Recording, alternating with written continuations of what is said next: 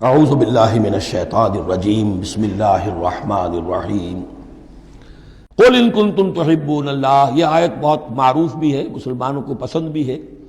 ہمارے ہاں جو وعظ ہوتے ہیں، تقاریر ہوتی ہیں، تو اس کے اندر بہت کثرت سے کوٹ ہوتی ہے، قل ان کنتم تحبون اللہ فاتبعونی یحببکم اللہ۔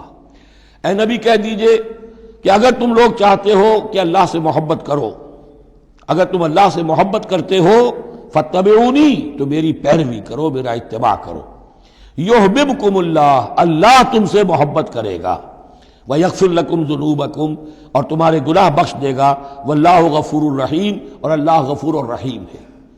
قل اطیعوا اللہ والرسول، کہہ دیجئے اطاعت کرو اللہ کی اور اس کے رسول کی، فإن تولوا فإن اللہ لا يحب الکافرین، اور اگر وہ پیٹھ موڑ لیں تو اللہ کو ایسے کافر پسند نہیں ہے۔ یہ دو آیتیں اس اعتبار سے بڑی اہم ہیں کہ اس میں رسول کے لیے دو الفاظ آئے ہیں، اطاعت اور اتباع۔ اطاعت اگر نہیں ہے تو کفر ہو گیا۔ اطاعت تو لازم ہے، لیکن اطاعت کس چیز میں ہوتی ہے؟ جو حکم دیا ہے، یہ کرو، آپ کو کرنا ہے۔ اتباع اس سے اوپر کی شے ہے، انسان خود تلاش کرے حضور کیا کرتے تھے، اور چاہے آپ نے نہیں فرمایا کہ یہ کرو، لیکن آپ ان کی پیروی کر رہے ہیں۔ یہ گویا کہ دائرہ وسیع ہو گیا۔ جس سے محبت ہوتی ہے اس کا انسان جو ہے اس کی ہر طرح سے اس کے ساتھ ایک مناسبت پیدا کرنا چاہتا ہے۔ کیسا لباس اس کا ہے ویسا ہی لباس اپنا بنائے، کیا چیزیں اس کو پسند ہیں کھانے میں وہی چیزیں خود بھی کھائے اور پسند کرے۔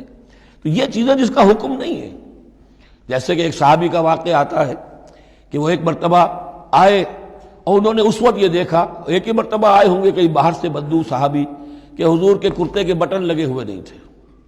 انہوں نے ساری عمر پھر اپنے کرتے کے بٹن نہیں لگائے۔ حضور نے حکم تو نہیں دیا تھا، دیکھا یہ کہ محمد اس شان میں تھے اس وقت، تو پھر اس کے بعد اسی کو لازم کر لیا۔ اس اتباع میں یہ بات بھی آ جائے گی کہ اگرچہ دین کے کچھ تقاضے ایسے ہیں کہ جس درجے میں محمد الرسول اللہ صلی اللہ علیہ وسلم نے ان کو پورا کیا، اس درجے میں پورا کرنا کسی انسان کے بس میں نہیں ہے، پھر بھی اس کی کوشش کرتے رہنا یہ اتباع کا تقاضا ہے۔ مثلا حضور نے کوئی مکان نہیں بنایا، حضور نے کوئی جائیداد نہیں بنائی، حضور نے جیسے ہی وحی کا آغاز ہوا کوئی دنیاوی کام نہیں کیا، کوئی تجارت نہیں کی، ایک ایک لمحہ اپنی توانائی کی ایک رمق وہ لگا دی کس کام کے لیے؟ اللہ کے دین کی دعوت اور اللہ کے دین کی اقامت، اس کو قائم کرنے کے لیے۔ اب سب کے لیے تو اس مقام تک تو پہنچنا مشکل ہے، لیکن یہ کہ آئیڈیل یہ رہے، اسی کی طرف انسان چلنے کی کوشش کرتا رہے، میکسیمم جتنا بھی اپنا وقت فارغ کرے، اپنے وسائل فارغ کرے اور لگائے اس کام کے اندر، تو اتباع کا جو ہے کم سے کم تقاضا اس وقت پورا ہوگا۔